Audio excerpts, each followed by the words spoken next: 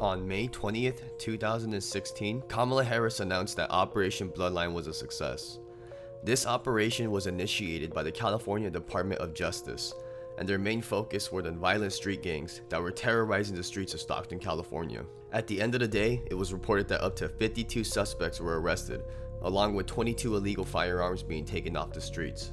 One of the gangs that were targeted under this operation were none other than the Westside Bloods.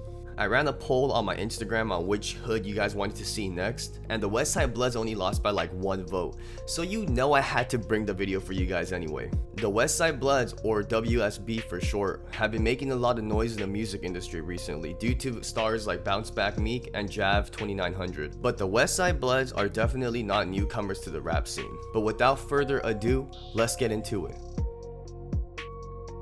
Stockton, California has always been known to have a high murder rate. Given the population of the city, Stockton is known to have many Sureños and Norteños within the same city. On top of all this, the city has its share of both Blood and Crip sets, so needless to say, shit can get tricky real quick. There isn't much going on in Stockton as far as recreational activities. As a result, the youth in Stockton get into the gang culture rather quick. The WSB are no strangers to the gunplay. Back in 2008, 4 members from the WSB were involved in the murder that took place in none other than Lewis Park. Lewis Park is known to be claimed by the Westside Bloods. It is also believed that the Westside Bloods and the Norteños had a beef that allegedly started at a New Year's party in January of 2008. On the night of February 8th, 2008, Prum, a known affiliate of the WSB, spotted a male named John Tellez, a known member of the Norteños. It's still unclear to me if Prum was there at the park alone initially and if he doubled back with his homies, or if the homies were there the entire time. Prum and his 3 associates doubled back, armed with .45 caliber pistols and a MAC-10 submachine gun. Prum and his 3 associates engaged Tellez and started set tripping, yelling out, "This is Westside Blood."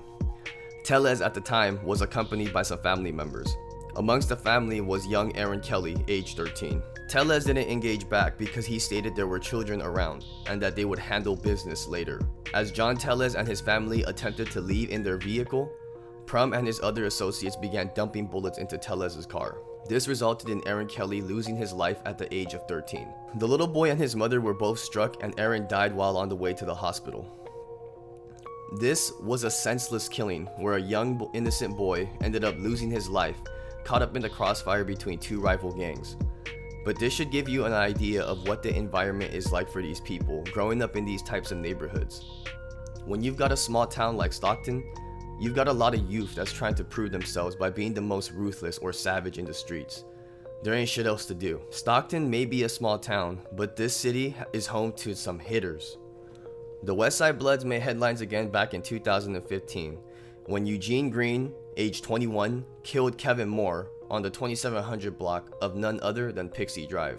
If you've seen the music videos, I'm sure you guys are familiar with what Pixie Drive is. There's another artist that had a song called Blame It On Pixie, so you already know it's going down in these streets. Eugene Green was arrested with other members from the Westside Bloods such as Calvin Mitchell, Isaac Grosvenor, I probably mispronounced that, I'm sorry, Andre Dickerson, Dominic Garduno, Jamal Smith, Dale-Shawn Mitchell, Lakeith Bullock, and Deshaun Easter, all on charges of conspiracy to commit murder on another gang member.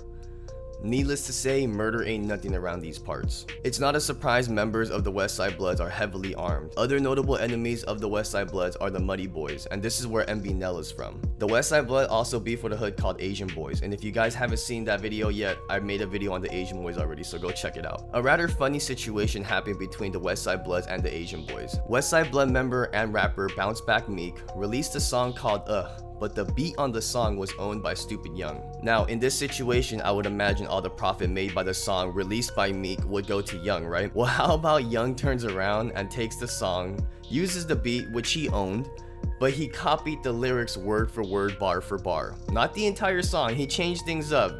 Yes, this really happened. The 2 songs are so similar that you can put them on the same track and it sounds like a banger.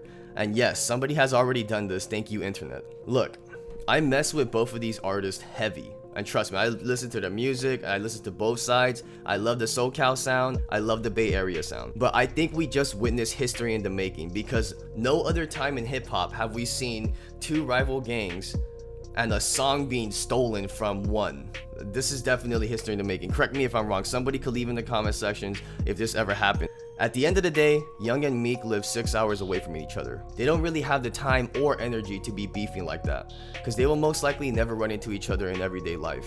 Stockton has been making noise. Cats like EBKJaaybo, BounceBackMeek, Mbnel, and Jav 2900, and a bunch of other dope Stockton artists have been putting Stockton on the map. I just had to throw that last bit of info in there because I just thought it was such a bizarre situation to happen in the rap industry. And street politics were involved apparently, but I'm not going to really speak on that because I don't know exactly what happened. But these rappers just need to squash the beef, you know what I mean? Because honestly, both artists are fire. There's a lot of talent coming from both SoCal and NoCal. And honestly, oh sorry, not NoCal, NorCal.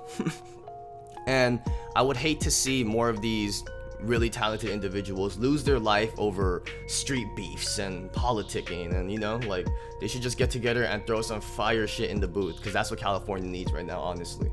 But anyways, you guys could let me know what you guys think, but until next time, I'll be seeing you guys later. Peace.